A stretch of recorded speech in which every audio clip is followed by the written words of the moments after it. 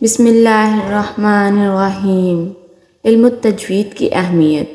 الحمد للہ وکفی وسلام علی عبادہ الذین اصطفیٰ، اما بعد۔ اللہ تعالیٰ کا ارشاد ہے وَرَتَّلْنَاهُ تَرْتِيلًا، ہم نے قرآن کریم کو ترتیل کے ساتھ اپنے رسول صلی اللہ علیہ وآلہ وسلم کو پڑھ کر سنایا،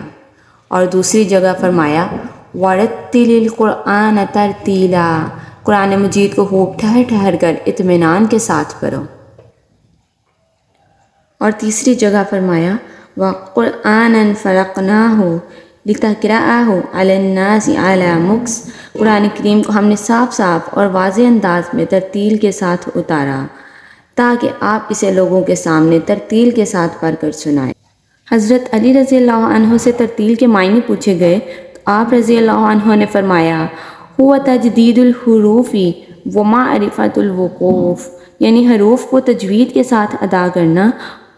اور اوقاف میں ماہر ہونے کا نام ترتیل ہے۔ مذکورہ آیات سے ترتیل کی عظمت اور اہمیت اور اس کا وجوب ثابت ہوتا ہے، اور اس علم کی فضیلت کے لیے اتنی بات کافی ہے کہ اللہ سبحانہ تعالیٰ نے ان آیتوں میں ترتیل کی نسبت اپنی طرف فرمائی ہے، نیز اپنے رسول صلی اللہ علیہ وآلہ وسلم کو حکم فرمایا کہ آپ بھی قرآن ترتیل سے پڑھا کریں اور لوگوں کو بھی ترتیل سے پڑھائیں، اور ان کو ترتیل ہی کے ساتھ پڑھنے کا حکم دیں۔